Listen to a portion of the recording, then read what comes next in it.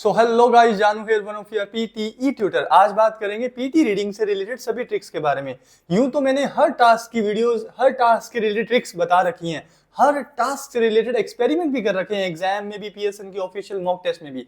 मेरे ख्याल से अगर आप मेरी सारी वीडियोस देख लेंगे तो आपको हर टास्क की ट्रिक्स मिल जाती हैं। बट स्टिल रीडिंग से रिलेटेड मैंने बहुत कम बताया, क्योंकि जो भी बताया वो जेन्युइन बताया है। तो अब जो मैं रीडिंग से रिलेटेड बताने वाला हूं, इस वीडियो में आपको सारा रीडिंग का कॉन्सेप्ट क्लियर हो जाएगा कि रीडिंग आपको पीटी की किस तरीके से करेक्ट करनी है। ये वीडियो थोड़ा सा लॉन्ग हो सकता है, इसलिए आपको थोड़ा सा एंड तक पेशेंस रख के देखना पड़ेगा। तो इस वीडियो को एंड तक देखना अगर आप भी चाहते हो कि पीटी की रीडिंग आपकी इजीली क्रैक हो जाए। तो ये वीडियो सबके लिए रहने वाली है, जिन्होंने अभी तक एग्जाम नहीं दिया है और जो अभी एग्जाम देने का सोच रहे हैं, प्लस जिन्होंने बहुत एग्जाम दे रखे हैं या एग्जाम दे दिया है, उन सबके लिए ये वीडियो होने वाली है। तो थोड़ा सा बेसिक्स अंडरस्टैंड करते हैं कि देखिए, सबसे पहले आता है हमें कितना टाइम मिलता है रीडिंग को करने के लिए। ऑलमोस्ट 29 से लेकर 30 मिनट तक आपको रीडिंग को करने के लिए मिलते हैं। यहाँ पे आप देख सकते हैं साहब। और there are 5 task in the reading section. 5 task होते हैं रीडिंग के सेक्शन में। सबसे पहले आता है reading writing fill in the blanks. Number of questions reading writing fill in the blanks के कितने आएंगे? ऑलमोस्ट 5 से लेकर 6 क्वेश्चन इसके आते हैं। मल्टीपल चॉइस, मल्टीपल आंसर 1 से 2 क्वेश्चंस आते हैं। रीऑर्डर पैराग्राफ 2 से 3 क्वेश्चंस आते हैं। फिल इन द ब्लैंक्स के भी 4 या 5 क्वेश्चंस आते हैं। मल्टीपल चॉइस सिंगल आंसर के भी 1 या 2 क्वेश्चंस आपको आते हैं। अब सबसे ज्यादा इंपॉर्टेंट क्या है, आप लोगों को सबको पता होगा, बट स्टिल मैं आप लोगों को बेसिक से क्लियर करना चाहूंगा। Reading writing fill in the blanks सबसे ज्यादा इंपॉर्टेंट है। 5 से 6 क्वेश्चंस आते हैं इसके। उसके बाद में सेकंड नंबर पे आता है हमारा fill in the blanks reading. 4 to 5 questions इसके भी आते हैं, सबसे ज्यादा इंपॉर्टेंट है। टोटल आजकल नंबर ऑफ क्वेश्चंस आते हैं 14। देखिए, किसी को 14 भी आ सकते हैं, किसी को 11 भी आ सकते हैं, किसी को 12 भी आ सकते हैं। ये मैं करंट सिनेरियो बता रहा हूँ, जो मेरे स्टूडेंट्स दे के आए हैं, तो उस बिहा पे बता रहा हूँ कि अभी के लिए 14 क्वेश्चंस ऑलमोस्ट सबको आ रहे हैं। किसी को 12 भी आ सकते हैं, 13 भी आ सकते हैं, प्लस माइनस किसी को 2 क्वेश्चन ज्यादा भी आ सकते हैं, किसी को 2 क्वेश्चन कम भी आ सकते हैं। तो एक एवरेज लेके चलते हैं, 14 क्वेश्चन आपको एग्जाम में नॉर्मली आते हैं। अब इस 14 क्वेश्चन में से 5 to 6 क्वेश्चन आपको, मान लीजिए 5 क्वेश्चन आपको reading writing fill in the blanks के आएंगे। 5 ही क्वेश्चन या 4 क्वेश्चन आपको रीडिंग ब्लैंक्स के आएंगे, जो कि सबसे ज्यादा इंपॉर्टेंट है। 9 या 10 क्वेश्चन तो आपको इनके आएंगे ही आएंगे डेफिनेटली, इनमें कोई कमी नहीं होने वाली। जो रीऑर्डर पैराग्राफ है, ये आपको 2 या 3 क्वेश्चन आएंगे। फिर जो मल्टीपल क्वेश्चन है, ये एक ही आता है, और मल्टीपल चॉइस सिंगल आंसर ये भी आपको एक ही आता है, एज सिंपल। अभी टोटल 14 क्वेश्चंस में से 30 मिनट का टाइम मिलता है आपको। जो मल्टीपल चॉइस सिंगल आंसर होते हैं और जो मल्टीपल चॉइस मल्टीपल आंसर होता है, इन पे आपको टाइम नहीं देना, सिर्फ सी पे क्लिक करना है आपको। जस्ट आपने पूरा पैरा पढ़ना है, और आपको मेरे ख्याल से पढ़ना भी नहीं चाहिए, पढ़ने का टाइम वेस्ट करना ही नहीं है हमने। जस्ट पैरा आपको देखना है और सी पे क्लिक करना है और नेक्स्ट जाना है, क्योंकि हम इन टास्क पे टाइम वेस्ट नहीं करेंगे, बिकॉज ये टास्क हमें 1 नंबर दे रहे हैं। अगर ये आपका गलत भी गया, बाकी रीडिंग आपने अच्छी कर दी, तब भी आपको 90 ले सकते हो। तो इसलिए इन टास्क पे वैल्यू नहीं देना। दोनों ही टास्क में आप सी पे क्लिक करें और नेक्स्ट करें, इनके लिए टाइम नहीं बचाना। तो 30 मिनट हमारे पास सेफ है। कितने क्वेश्चन करने के लिए? 2 क्वेश्चन ये हटा दें, बचे क्वेश्चन हमारे पास में 12। अब इस 12 क्वेश्चन में भी अगर देखें तो 2 क्वेश्चन और आप हटा दीजिए रीऑर्डर पैराग्राफ। इनमें टोटल 2 क्वेश्चन के लिए आप कितना टाइम वेस्ट करोगे? 3 मिनट। मतलब 1 मिनट 30 सेकंड में आपको ये 2 क्वेश्चन, एक क्वेश्चन अटेम्प्ट करना है, और 3 मिनट के अंदर ये 2 क्वेश्चन अटेम्प्ट करने हैं। तो अब आपके पास में क्वेश्चन लेफ्ट है 9। ये 9 क्वेश्चन लेफ्ट हैं।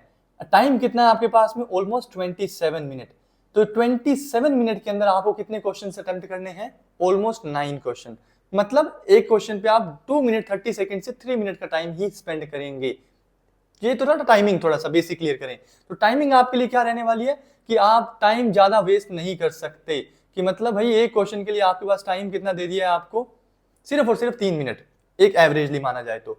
अब इसमें भी हमने रीडिंग राइटिंग ब्लैंक्स और रीडिंग ब्लैंक्स, इन पे ज्यादा टाइम देना है। सबसे ज्यादा मार्किंग कौन दे रहा है आपको? देखो, reading writing fill in the blanks कितने मार्क्स देगा आपको? ऑलमोस्ट 18 नंबर इसके जाएंगे राइटिंग में, 20 मार्क्स इसके जाते हैं आपको रीडिंग में। उसके बाद में फिल इन द ब्लैंक्स कितने नंबर देता है आप लोगों को? ऑलमोस्ट 15 नंबर देता है। तो ये 2 जो क्वेश्चन है ना, ये सबसे ज्यादा इंपॉर्टेंट है, इसीलिए हमने इस पे ज्यादा वैल्यू देनी है। रीऑर्डर पैराग्राफ इंपॉर्टेंट है, बट सिर्फ और सिर्फ 6 मार्क्स का है। अब चलिए एक तरफ और लेके चलता हूं, आप लोगों को थोड़ा सा अंडरस्टैंड करेंगे। ये तो था थोड़ा सा आपको कि कितना टाइम देना, जल्दी जल्दी बताया कि एक क्वेश्चन पे आपको ऑलमोस्ट 2.5 से 3 मिनट देने हैं, क्योंकि 14 क्वेश्चन आते हैं। वो जो 9 वैल्यूएबल क्वेश्चन है ना, उनमें ही हमने एफर्ट देना है। अब थोड़ा सा मार्किंग भी चलते हैं।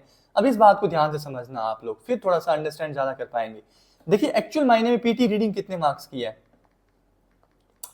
पीटी की रीडिंग है टोटल 43 मार्क्स की। वो 43 मार्क्स किस तरीके से बनते हैं? देखिए, reading writing fill in the blanks, reading writing blanks, ये रीडिंग में कितने नंबर देते हैं? रीडिंग राइटिंग ब्लैंक्स ये रीडिंग में नंबर देते हैं आपको कितने? ऑलमोस्ट 20 मार्क्स, 20 to 18 मार्क्स हैं, बट हम थोड़ा ज्यादा लेके चलते हैं, 20 मार्क्स आपको रीडिंग में देंगे। देन उसके बाद में रीडिंग ब्लैंक्स कितने मार्क्स देते हैं आपको, almost 15 marks. Then reorder paragraph will give you, reorder will give you almost 6 marks. And multiples वगैरह के मिला के अगर आप काउंट करते हैं तो 2 ही नंबर के हैं, 2 एक नंबर का दोनों क्वेश्चन है। तो ये टोटल क्वेश्चन के नंबर हो जाते हैं ऑलमोस्ट 43 मार्क्स।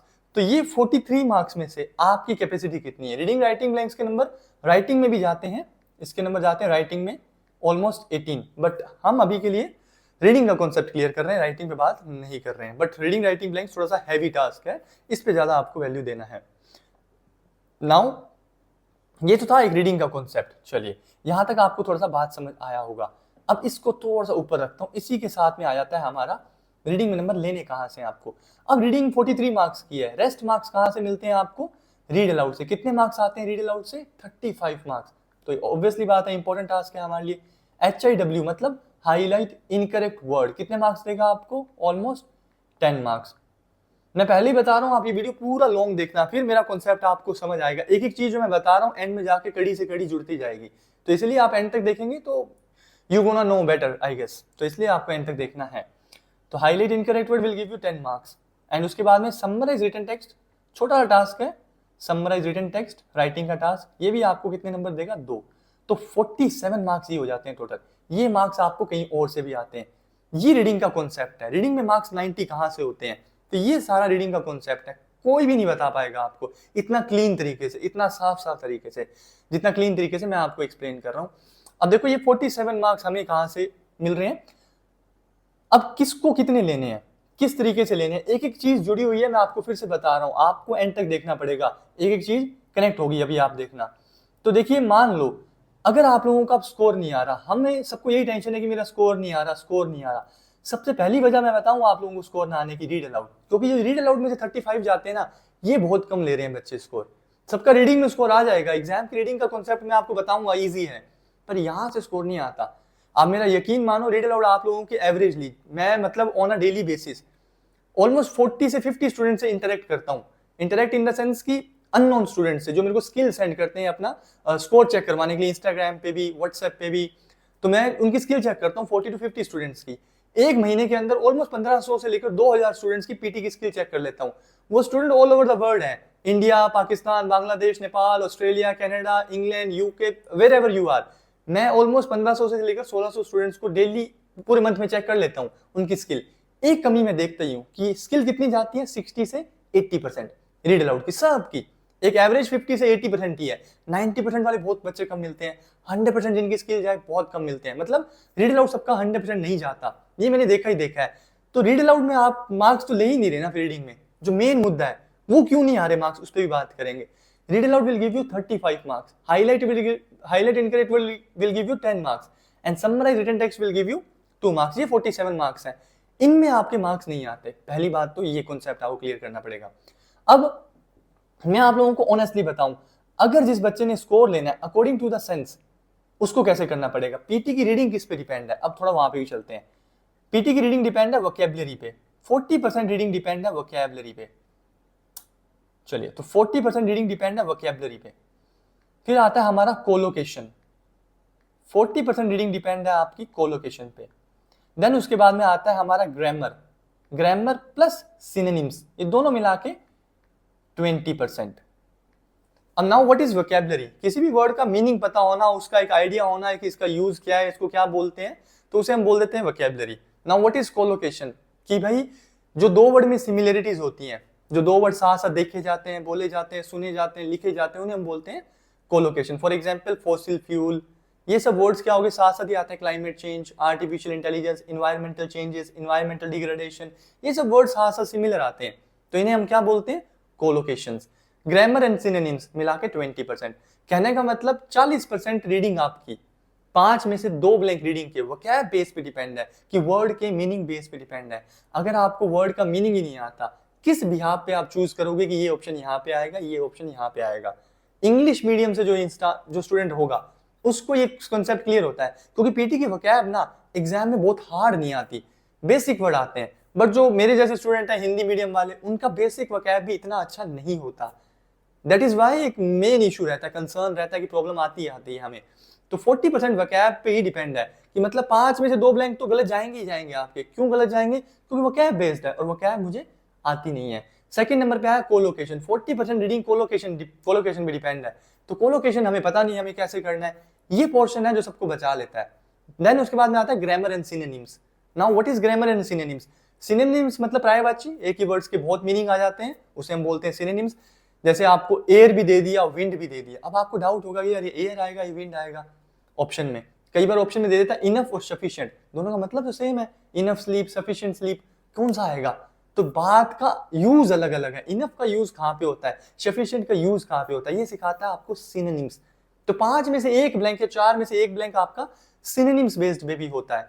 ग्रामर एक आधा ब्लैंक आपको ग्रामर बेस्ड पे भी आ जाता है। मतलब इन 3 क्राइटेरिया पे पीटी की रीडिंग है, ये मैं नहीं कह रहा, पीटी खुद ही कहता है। तो इन 3 क्राइटेरिया, ये जो 3-4 क्राइटेरिया मैंने लिखे हैं, इस पे आपकी पीटी की रीडिंग डिपेंड है। नाउ ग्रामर आप लोग कौन सी सीखने की ट्राई कर रहे हैं कि हैव के बाद में थर्ड फॉर्म आएगा, ठीक है, वोज के बाद में ईडी फॉर्म आएगा, हैव के बाद में थर्ड फॉर्म आएगा, ये सब ग्रामर पीटी में नहीं आती है। मैं आपको पहले क्लियर कर दूं, जो 12-15 रूल आपके टीचर्स ने आपको दिए होंगे या फिर आपके इंस्टीट्यूशंस ने, या यूट्यूब पे आप जिनको फॉलो कर रहे हैं, इंस्टाग्राम पे आप जिनको फॉलो कर रहे हैं, उन्होंने अगर आपको 12-15 रूल दिए तो आई कैन गारंटी वो वर्क नहीं करते।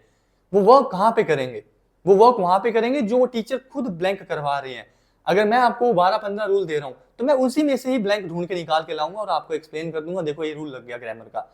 एक्चुअल मायने में आप प्रैक्टिस करने की ट्राई करो, या टीचर को खुद बोलो कि आप ढूंढ के दिखाओ, आप खुद करो, आप रैंडमली ब्लैंक पिकअप करो, नहीं सोल्व होंगे, वैसे ब्लैंक नहीं आते। पीटी ने सिंपल सा फंडा रख रखा है, अगर ब्लैंक से पहले हैव दिया है तो ऑप्शन में चारों की चारों क्या आ जाएंगी, आपको थर्ड फॉर्म आ जाएगी। ऑप्शन से पहले अगर आपको दिया कि यहाँ पे फर्स्ट फॉर्म आनी है, आपको पता है चारों ही फर्स्ट फॉर्म दे देती है, तो there is no grammar rule. इस टाइप की ग्रामर वर्क नहीं करती। तो पीटी के अंदर कौन सी ग्रामर आती है? पीटी के अंदर ग्रामर आ जाती है कि ऑप्शन में ही आपको दे देता है हैव, हैज, हैड, शुड। अब इनमें से क्या आएगा, ये तो सिखाया ही नहीं। ऑप्शन के अंदर ही आ जाता है कुडंट, वुडंट, शुडंट, आरंट, तो ये तो सिखाया ही नहीं, तो बताया नहीं। ऑप्शन के अंदर ही आ जाएगा आपको हाउएवर, मोरओवर, देयरफॉर, फर्दरमोर, इनमें से क्या आएगा? ये ग्रामर टोटली डिफरेंट है, बहुत डेप्थ में नॉलेज चाहिए इस ग्रामर को सीखने के लिए, और यहीं पे हम फंसते हैं।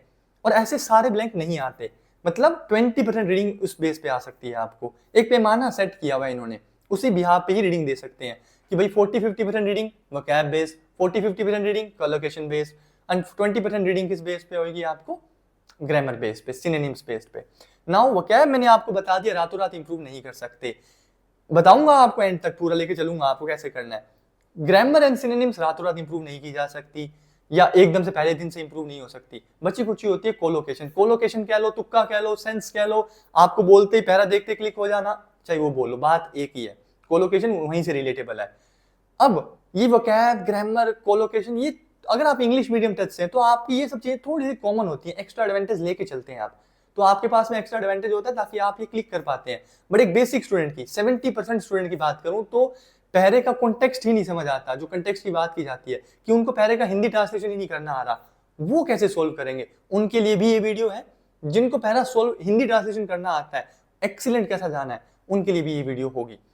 तो ये मैंने आपको बता दिया पीटी की रीडिंग किस बेसिस पे है। नाउ चलते हैं अब ये मैंने आपको बता दिया कि किस तरीके से है, तो आपको ये ख्याल लेके छोड़ना पड़ेगा कि आप कुछ ही दिन में 80 ले जाएंगे या कुछ ही दिन में 90 ले जाएंगे। जिनका भी स्कोर 75 आता है, 80 आता है ना, मैं मेरे स्टूडेंट का भी बताऊं, to be very honest, to be very frank, उन बच्चों का ही एफर्ट होता है सही मायने में। जिनका भी स्कोर 65 प्लस आता है ना रीडिंग में, मेरा एफर्ट नहीं होता उसमें।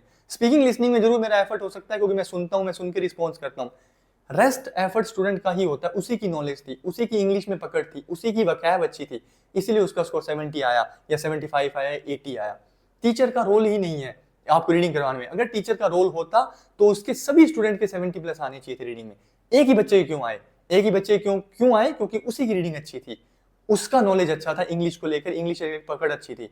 पर अगर सबके ही आ जाते, मजा तो तब था ना। और मैं ये जरूर कह सकता हूँ स्पीकिंग में सबके आ जाएंगे, चाहे वो आप हिंदी मीडियम हो, चाहे आप पढ़े लिखे नहीं हो, तब भी।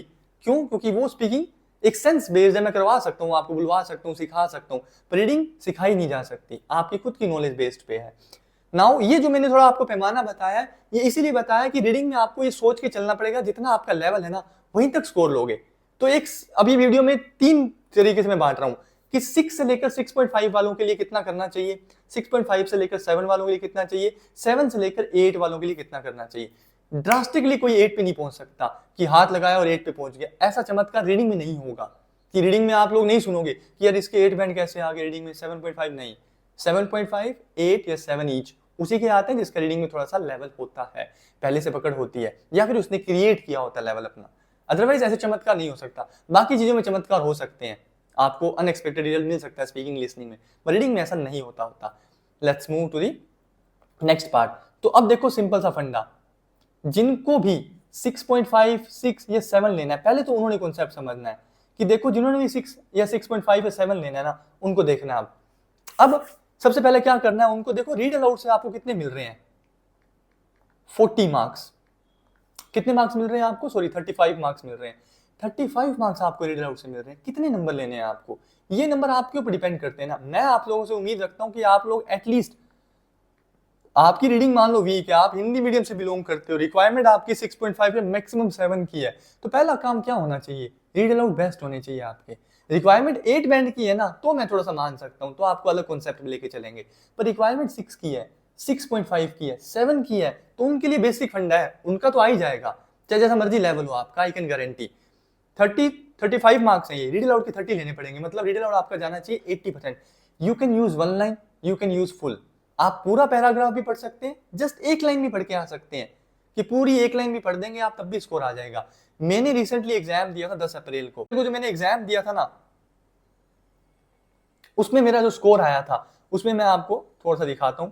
उसमें मैंने सिर्फ और सिर्फ 1 लाइन स्ट्रेटेजी यूज किया, 1 लाइन स्ट्रेटेजी किया, बाकी सब एग्जाम मैंने स्किप किया है, कुछ भी नहीं अटेम्प्ट किया। 1 लाइन स्ट्रेटेजी मतलब पूरी स्पीकिंग अटेम्प्ट की और राइट फ्रॉम डिक्टेशन अटेम्प्ट किया।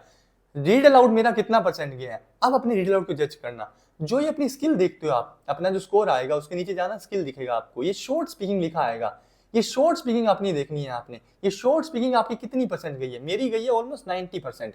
तो मेरे को नंबर कितने मिलने चाहिए रीड अलाउड में, 90%। 35 का 90% हो जाता है ऑलमोस्ट 32-33 नंबर, मुझे मिले हैं 34 नंबर, आप लोग देख सकते हैं। तो इट मींस फेयर है, एकदम जेन्युइन स्किल है ये शॉर्ट स्पीकिंग। इसके अंदर आता है आंसर शॉर्ट क्वेश्चन और read aloud. Answer short question के नंबर नहीं है, वो आपके गलत जाए कोई फर्क नहीं पड़ता, फ्लुएंसी के नंबर है, वो मैंने बता रखा है। सेकंड नंबर पे रीड अलाउड, तो रीड अलाउड का ये मेन है शॉर्ट स्पीकिंग। ये शॉर्ट स्पीकिंग अगर आपका 50% गया है, तो आपने कितने नंबर लिए एग्जाम में, 50% रीडिंग में, मतलब 35 नंबर की रीडिंग थी, आपने कितने लिए, 17।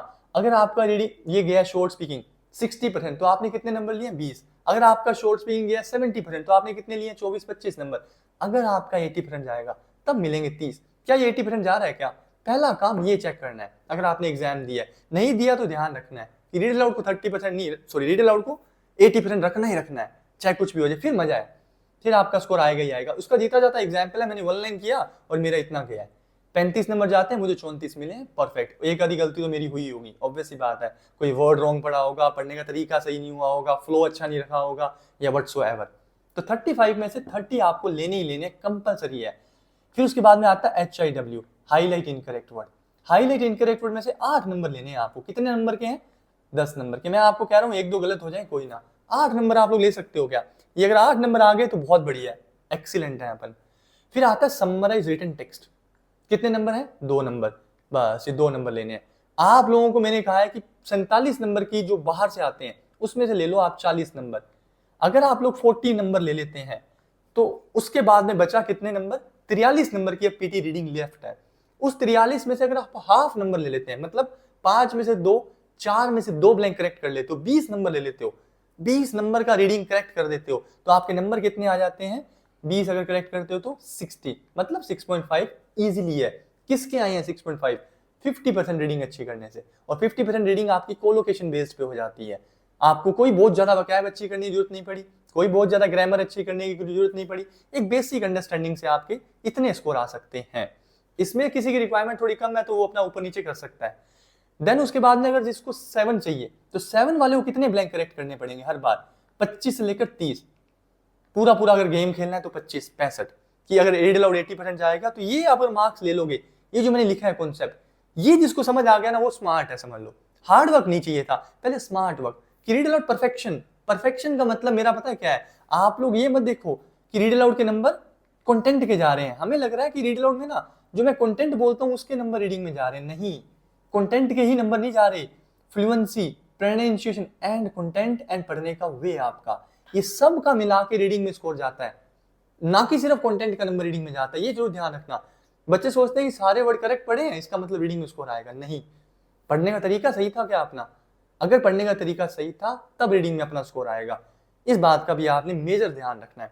तो ये मैंने आपको रीडिंग का थोड़ा सा कॉन्सेप्ट समझाया कि ये नंबर आपको लेने पड़ेंगे। नाउ 65 तक अपन एक तरीके से क्रैक कर सकते हैं। पहले चलते हैं इनके लिए 6.5 और 7 तक के लिए स्कोर के लिए, 6.5 और 7 तक के लिए। फिर उसके बाद में अपन 7.5 या 8 वालों के लिए बात करेंगे। कैसा होगा 25 ब्लैंक का कॉन्सेप्ट आपका कैसा होगा कि देखो वोकैबुलरी 40% ही है, मतलब 5 में से 2 ब्लैंक तो आएंगे, तो कैसे सही करने पड़ेंगे। आप लोगों ने कुछ भी नहीं करना, कोई भी। अब देखिए जिस भी साइड से आप प्रैक्टिस करते हैं, फॉर एग्जांपल मैंने रीडिंग एंड राइटिंग ब्लैंक्स पे क्लिक किया, इसकी मैं प्रेडिक्शन पे गया, प्रेडिक्शन फाइल ही कीजिए आप, बहुत है, ऑल से भी कर सकते हैं। अब जिस भी साइड से आप प्रैक्टिस कर रहे हैं, इसमें जो भी वर्ड आ रहे हैं, जो पहरा पढ़ रहे हो, इसमें जो वर्ड आ रहे हैं, जो आप बहुत देख रहे हो, बहुत कॉमन वर्ड है, बहुत टफ वर्ड नहीं देखना, जैसे कि एडिक्वेटली, नहीं। आपको जो कॉमन वर्ड दिख रहे हैं उनके मतलब नहीं पता, तो क्या करना पड़ेगा आपको, थोड़ा सा वोकैब सीखना पड़ेगा, हल्का सा, बहुत ज्यादा इंप्रूवमेंट नहीं लाना, हल्की से वोकैब, क्योंकि आपको 6.57 20-25 ब्लैंक की करेक्ट करना है, तो थोड़ा बेसिक ग्रामर आपका अच्छा होना चाहिए। तो क्या करना पड़ेगा, वोकैब अच्छा होना चाहिए, सॉरी। तो वोकैब के लिए क्या करना पड़ेगा, फॉर एग्जाम्पल एक वर्ड आ गया डिग्रेडेशन, मेरे को इसका मतलब नहीं पता, बड़ा आ रहा है पीटी में, तो डिग्रेडेशन मैंने सर्च किया तो इसने बता दिया निम्नीकरण। अब डिग्रेडेशन को आगे लिखूंगा, निम्नीकरण नहीं याद होगा, आपको इसकी फैमिली देखनी है। डिग्रेडेशन कैपिटल लिखा, उसके आगे कॉमा लगाया, then you need to write. अब इसके छोटे छोटे वर्ड, पूरी फैमिली याद करनी पड़ेगी, तब आपको ये डिग्रेडेशन भी याद रहेगा। क्या लिखूंगा, डाउनवर्ड ट्रेंड, नीचे लिया हुआ है इसमें सिनोनिम्स, थोड़ा नीचे जाओगे ना तो क्या लिखा हुआ आ रहा है, डाउनवर्ड ट्रेंड, डिसेंडेंस, डिसेंडेंस पीटी में कम आता है, डिक्लेरेशन बहुत आता है, डिग्रेडेशन, डिग्रेशन, डाउनटर्न, फॉल, ये सब वर्ड क्या है, इसके भाई बहन ही है। तो आपने क्या लिखना पड़ेगा, आपको कैसे कॉन्सेप्ट क्लियर करना पड़ेगा, आपने क्या करना है, चुपचाप करके यहाँ पे आना है, एक मेन वर्ड लिखा अपने आपने डिग्रेडेशन, फिर उसके बाद में लिखो आप लोग डाउन, फिर लिखो फॉल, फिर लिखा आपने डिसेंडेंस, DESENDENC, डिसेंडेंस लिखा आपने, सॉरी डिपेंडेंस लिख दिया इसने, पर डिसेंडेंस लिखा आपने, डाउनटर्न लिखा आपने, डाउनटर्न लिखा आपने। ये सब वर्ड आपने 4-5 वर्ड लिख लेने हैं। एक मेन वर्ड आपने पढ़ा, उसके 4-5 वर्ड आपने लिख लेने हैं। ये 4-5 वर्ड के कारण आपको मेन वर्ड याद रह जाता है, फिर आपका वोकैब का दिमाग खुलेगा कि एक फैमिली समझ आ जाएगी आपको। एक वर्ड आता है अनट्रस्टवर्थी, अनट्रूथफुल, तो अनट्रूथफुल और ट्रूथफुल, ये तो पता, ट्रूथ का तो मतलब पता है ना, अनट्रूथफुल क्या होगा, उसका अपोजिट होगा, थोड़ा फैमिली आपको समझ आने लगेगी। अगर मैं अनट्रूथफुल का मतलब यहाँ पे देखने की ट्राई करूं, अनट्रूथफुल तो क्या होगा, जो ईमानदार कम होगा, एक आइडिया होना चाहिए, एकदम पूरा शुद्ध निम्नीकरण, पूरा याद नहीं करना आपको, एक आइडिया होना चाहिए कि ये किसकी फैमिली है। अनट्रूथफुल मतलब यही जो बेईमान होगा, सही नहीं होगा, विश्वासघाती होगा, बेईमान, शुद्ध वर्ड नहीं याद मेरे को, डजंट मैटर। तो मैंने क्या देखना है, नीचे थोड़ा सा नीचे आया, डिसऑनेस्ट, डिसऑनेस्ट, अनट्रूथफुल, ये लिखता रहूंगा, अनट्रूथफुली, स्विफ्टली, स्विफ्टली नहीं है था, करप्ट, तो ये सब क्या हो गए, भाई बहन ही तो हो गए। नीचे आप देखते जाओगे फॉल्स, और जो इनॉर्मस, सॉरी इनॉर्मस तो नहीं, जो आप वर्ड देखोगे जो आपको सुने हुए हैं, तो ये सारे एक फैमिली बनाओ, कि मतलब एक मेन वर्ड, उसके 4-5 वर्ड छोटे छोटे लिखो। डेली के 4-5 वर्ड अगर आपने मेन वर्ड सीख लिए, तो आप वर्ड बहुत ज्यादा दिमाग खुल जाएगा आपका, वर्ड देखते ही आपको क्लिक हो जाएगा कि यार इसका ये वर्ड का मतलब शायद वो हो सकता है, उससे रिलेटेड हो सकता है, ये वोकैबुलरी है। डेली के 4-5 ब्लैंक सीखते हो, मोर देन इनफ है। तो ये आपको थोड़ा सा वोकैब पे एफर्ट देना पड़ेगा, थोड़ा वोकैब पे एफर्ट दोगे आप क्रैक कर जाओगे बहुत आसानी से। सेकंड नंबर पे आता है कोलोकेशन। देखिए ये कोलोकेशन है ना, ये सबके लिए सही है। वोकैब आप नहीं भी कर रहे, थोड़ा सा अच्छा करने ट्राई कर रहे हो, मेहनत कर रहे हो, अच्छी बात है। कोलोकेशन हमें बचा सकती है 6.5 और 7 बैंड वालों के लिए। यस, 6.5 और 7 बैंड वालों ने अब सुनना है कि कोलोकेशन, कोलोकेशन क्या होती है, दो वर्ड में सिमिलरिटीज होना। मतलब आपने क्या करना है, पूरे पहरे को पढ़ना है आपने, बस इतना काम करना है कि अगर आप पहरा पढ़ सकते हो, मतलब ब्लैंक से पहले वाली लाइन और ब्लैंक के बाद वाली लाइन को बोल के देखना है। एक बार बोलोगे नहीं समझ आएगा, सेकंड बार बोलोगे नहीं समझ आएगा, थर्ड या फोर्थ टाइम जब उस लाइन को बोल के देखोगे, फिर उसके बाद में आंसर बोलना है। जो बोलने में आपको साउंड कर रहा है उस पर क्लिक करना है, बस आपको 2 आंसर पता लग जाएंगे कि ये नहीं आएगा, क्योंकि आपको लाइन समझ आ गई। चाहे हिंदी नहीं ट्रांसलेट करना आया, बट कुछ ना कुछ अंडरस्टैंडिंग आ गई लाइन की, अगर आपने 3-4 बार लाइन को बोला है तो। इसलिए आपको थोड़ा सा फास्ट पढ़ना शुरू करना पड़ेगा, जल्दी जल्दी पढ़ना शुरू करना पड़ेगा, वो आपको बेनिफिट देगा आपका यहाँ पे इंप्रूव करने में। अगर आप ज्यादा इंग्लिश पढ़ेंगे तो आपका वो पढ़ना अच्छा हो जाता है। तो क्या करना है, ब्लैंक से पहले वाली लाइन को बोल के देखना है और ब्लैंक के बाद वाली लाइन को बोल के देखना है। जो बोलने में आपको साउंड कर रहा है वर्ड, उस पर क्लिक करना है। हम क्या कर रहे हैं, सेंटेंस मेकिंग, हम एक सेंटेंस क्रिएट कर रहे हैं। पूरा पैरा सॉर्ट आउट बाद में करेंगे, पूरा पैरा हमें नहीं समझ आ रहा क्योंकि हमारा लेवल ऐसा नहीं है। तो हमें क्या किया कि चुपचाप करके, अगर हिंदी ट्रांसलेट भी नहीं करनी आती तो बोल बोल के देखना है। 2-3 बार लाइन को बोलोगे, आपकी लाइन की अंडरस्टैंडिंग बढ़ जाएगी। तो फिर क्या करना है, जो ऑप्शन बोलने में साउंड कर रहा है उस पर क्लिक करना है। आपको साउंड करने लगेंगे वर्ड। क्यों करने लगेंगे, ये देखो। अब थोड़ा सा, अब ब्लैंक से पहले अगर आपको इकोनॉमिक दिया हो तो ऑप्शन में क्या आएगा, इकोनॉमिक रिसोर्सेज। क्यों आया, क्या लेना था, सेंस क्या बना, नहीं जचता है, बोलने में साउंड करता है, ये वर्ड साथ साथ लिखे जाते हैं, इन्हें ही कोलोकेशन बोलते हैं। ये हम क्रिएट करेंगे, ना कि याद करेंगे। याद नहीं कर सकते, बहुत कोलोकेशन है, पीटी ने भी दी हुई है, ये वाली भी है जो मैंने क्रिएट की है, याद नहीं की जा सकती। पर आप जब ज्यादा इंग्लिश पढ़ते हैं, ज्यादा ब्लैंक सोल्व करेंगे तो ये कोलोकेशन समझ आने लग जाएंगे। आपको बोलते साउंड करने लग जाएगा, यार ये जच रहा है, ये इसके साथ साउंड कर रहा है, ये दो तो नहीं आएंगे, इसका लेना देना नहीं है, बट ये साउंड कर रहा है, तो आपसे क्लिक होने लग जाएंगे। जैसे कि economic resources, economic sector, economic stability, economic status, सुना होगा ये word, economic structure, economic success. यहाँ पे आ जाओ, चाहे इनहेंस लर्निंग, ब्लैंक से पहले इनहेंस दिया हो, ऑप्शन में अगर दिया होगा ना लर्निंग, तो आपको साउंड कर जाएगा इनहेंस लर्निंग। हाँ, इनहेंस लर्निंग होता है यार, और इस लाइन से भी लेना देना लग रहा है, तो इसका मतलब इनहेंस लर्निंग आएगा। Enhance performance, enormous amount, enormous impact, बहुत बार आता होगा। Entire period, entire range, entirely clear, entirely different, entirely new. ये सब क्या होगी, environmental change, environmental concern, environmental concept, ये सब क्या है, कोलोकेशन। अगर आपके पास कोलोकेशन नहीं है तो मेरे को आप इंस्टाग्राम पे टेक्स्ट कर देना, मैं आपको कोलोकेशन भी प्रोवाइड करवा दूंगा। ये पढ़ सकते हैं, बट मैं ये नहीं कह रहा हूँ कि इसमें से आएंगी, आपको रटनी है जी, घोल के पीनी है, अच्छे से बेस्ट कर लेनी है, ऐसा मैं कुछ भी नहीं कह रहा हूँ। बट आपको करने की ट्राई करनी है। हमारे लिए क्या है कि सिर्फ जिनको 5 में से 2 या 4 में से 2, जिनके 6.5 या 7 की रिक्वायरमेंट है, उन्होंने 20-25 ब्लैंक करेक्ट करने हैं। उनको क्या करना चाहिए, कोलोकेशन अच्छा, मतलब ऑन आ डेली बेसिस आप सिर्फ और सिर्फ पैरा पढ़ के देखो, सही गलत मत देखो, क्योंकि इतने ज्यादा ब्लैंक्स हैं, इतने ज्यादा ब्लैंक में आपके सही नहीं हो सकते। आप यकीन मानो कि यहाँ की रीडिंग और एग्जाम की रीडिंग में बहुत डिफरेंस है।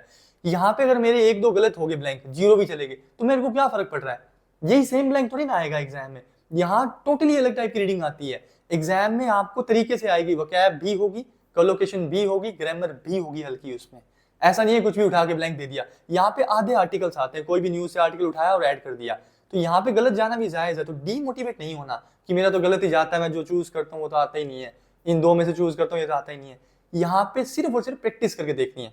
क्या यहाँ पे 5 में से 2, 4 में से 2 सही कर रहे हो तो 7 बैंड ले सकते हो एग्जाम में, क्योंकि वहां 3 सही हो जाएंगे आपके, क्योंकि बाकी आपकी वोकैब ग्रामर अच्छी होगी तो सारे सही हो जाएंगे। पर कोलोकेशन अच्छी, मतलब अगर आपकी यहाँ पे आपने हिम्मत बना ली कि यहाँ पैरा बोल बोल के देखने लग गई, प्रैक्टिस बना ली, तभी एग्जाम में बोलने का मन करेगा। यहाँ पे भी नहीं बोल रहे, आप पैरा बोल बोल के देख रहे, तो एग्जाम में आपका रीडिंग अटेम्प्ट करने का मन ही नहीं करेगा, बोर हो जाओगे, उबासी आने लग जाएगी, नींद आने लग जाएगी, तो कैसे रीडिंग सोल्व होगी। तो रीडिंग सोल्व करनी है तो थोड़ा सा मेहनत तो देना पड़ेगा। तो क्या करना पड़ेगा, हमें पैरे को बोल बोल के देखना पड़ेगा, लाइन को मेनली, बस लाइन को 2-3 बार बोलो, आपको लाइन समझ आएगी, आई कैन गारंटी। 1-2 दिन ये मेथड थोड़ा अजीब लगेगा आपको कि बोल बोल के देख रहा हूं, मन मन में बोलना है that department is located at depart, ऐसे करके 1-2 दिन अजीब लगेगा, बट 2-4-5 दिन में आपका वो पैरा सोल्व होने लग जाएंगे, आपको समझ आने लग जाएगी, आपके वर्ड फिट बैठने लग जाएंगे। क्योंकि आप लोग क्या कर रहे हो, बहुत पढ़ने लग गए, अब ब्लैंक्स ज्यादा करने लग जाओगे। 10 या 20 ब्लैंक जब तक एग्जाम नहीं देते अटेम्प्ट करो, गलत सही मत सोचो।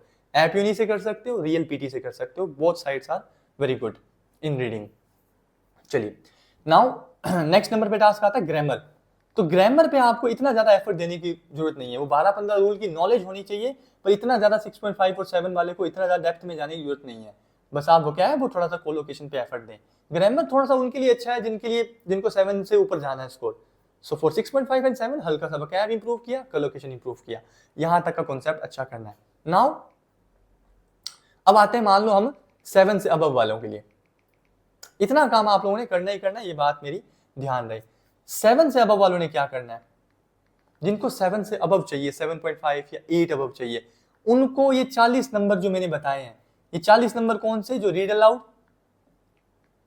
HIW and summarise written text, इन 3 के मिला के कितने नंबर हैं, इन 3 के मिला के नंबर होते हैं ऑलमोस्ट 47। अब उनको क्या करना है, ये 47 में से आपको जितने हाईएस्ट ले सको उतने हाईएस्ट मार्क्स लेने हैं। पहले ही बता दूं मैं आप लोगों को, ये मार्क्स आपको लेने ही पड़ेंगे रीड अलाउड के, हाईलाइट इनकरेक्ट वर्ड के एंड समराइज्ड टेक्स्ट के, अगर आप 79 चाहते हो तो।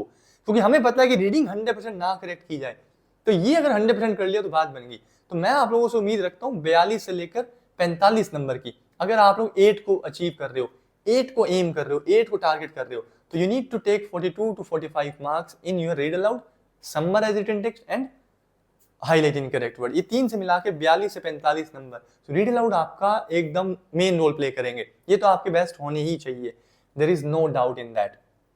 नाउ मैं आपको थोड़ा जरूरी बता दूं कि अगर आप मेरी ऑनलाइन क्लासेस ज्वाइन करना चाहते हैं, आप मेरी ऑनलाइन क्लासेस के लिए भी कांटेक्ट कर सकते हैं। मैं आपको आके लेक्चर देके नहीं जाता हूं कि आया और लेक्चर देके चला गया, मैं ऐसा स्टडी नहीं करवाता हूं। मैं बाकायदा हर किसी की स्पीकिंग सुनता हूं, सुन के सबको रिस्पॉन्स करता हूं, लिसनिंग भी करवाता हूं, करा के सबको रिस्पॉन्स करता हूं। आया लेक्चर दिया, 50 स्टूडेंट बैठे हैं, लेक्चर दिया और चला गया, ऐसा क्लास नहीं लेता हूं मैं। जिस तरीके से क्लास लूंगा आपने उस तरीके से किसी से पढ़ा ही नहीं होगा, आई कैन गारंटी। तो मेरी क्लास मतलब आपका रिजल्ट आएगा ही आएगा definitely, there is no issue. मेरे को आपको प्रूफ करने की जरूरत नहीं है, आप मेरे फीडबैक चेक कर सकते हैं, रिजल्ट चेक कर सकते हैं। जितनी ब्लेसिंग्स मुझे मिली है शायद ही किसी टीचर को मिली होंगी, टू बी वेरी ऑनेस्ट। तो मैं इंडिपेंडेंटली, मेरे कोई टीचर्स नहीं पढ़ाएंगे, मैं ही पढ़ाऊंगा, क्योंकि मैं आपको पैसे की कदर देना जानता हूँ, मतलब आपकी मनी की वैल्यू देना जानता हूँ। तो you can contact me for your online classes as well. चलिए नेक्स्ट मूव करते हैं again. Now for 7 above and 7.5 and 8, अब आपको देखो 42 से 45 नंबर ये लेने हैं। देन उसके बाद में ऑब्वियसली बात है, वकैब आपको बेस्ट करनी है। आपको डेली के 5, 10 नहीं 15, 20 वर्ड सीखने हैं नए, जितना हो सके वकैब अच्छी करनी है आपको। देन उसके बाद में कोलोकेशन तो आपकी चली ही रही है, आपको पैरा का हिंदी ट्रांसलेशन करना आना चाहिए, कॉन्टेक्स्ट समझ आना चाहिए। देन उसके बाद में आते हो ग्रामर, आपको ये 20% ग्रामर पे भी काम करना है, ग्रामर और सिनोनिम्स पे। ग्रामर के लिए आप क्या करोगे, मेरी मानोगे तो यूट्यूब पे जाके लिखना है आपने uses of connectors, uses of connectors. तो इस तरीके से ना वीडियोस आ जाएंगे, यूजेस ऑफ कनेक्टर्स लिखोगे, 4-5 वीडियोस आएंगी। आपने डेली बेसिस पे एक वीडियो को वॉच आउट करना है, समझ आ रहा है नहीं आ रहा डजंट मैटर, देखना है आपको। वहां पे आप सीखोगे ऑल्दो का यूज, देयरफॉर का यूज, मोरओवर का यूज, ये सब यूजेस जब आप सीख जाओगे देन आप हो सकता है कि आप रीडिंग को थोड़ा सा अच्छे से क्रैक कर लोगे। तो ये आपको काम करना पड़ेगा 7.5 और 8 वाले को। उसके अलावा अगर मैं आपको बताऊं तो हाँ, हम पहला जब साथ साथ सोल्व करेंगे तभी उसके बाद में हो सकता है, पर अगर मैं यूट्यूब पे बताऊं तो शायद मैं इतना ही बता सकता हूं। इसके अलावा अगर आप चाहते हैं कि मैं आपके लिए वोकैब की लिस्ट लेके आऊं कि किस टाइप की वोकैब रीडिंग में ज्यादा आती है, जो रीडिंग अपने ब्लैंक्स कर रहे हैं, तो वोकैब मैं जो खुद क्रिएट करूंगा, मैं अपने हाथों से बनाऊंगा।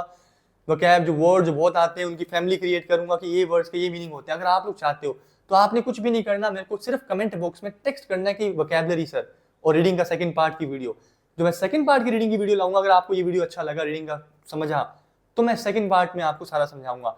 इस पार्ट में सिर्फ मैंने आपको बेसिक अंडरस्टैंड करवाया कि रीडिंग आप कैसे क्रैक कर सकते हो। उसके बाद का जो मॉड्यूल होगा, सेकंड पार्ट होगा, उसमें थोड़ा सा हम ब्लैंक्स को सोल्व करने की भी ट्राई करेंगे। अगर आप सेकंड पार्ट चाहते हैं और वोकैब की लिस्ट भी चाहते हैं प्रॉपर कि वोकैब का बताया जाए, तो मैं नेक्स्ट वीडियो में लेके आऊंगा। अगर आप लोग चाहते हैं तो कमेंट कर देना। ये वीडियो पसंद आए तो मेरे को सब्सक्राइब दे देना एक आपका, वही मेरे लिए आपकी फीडबैक है या मनी है या लाइक है, जो भी आप कहें। तो शेयर जरूर करना जिनको भी रीडिंग में थोड़ा सा टेंशन है। Thank you very much.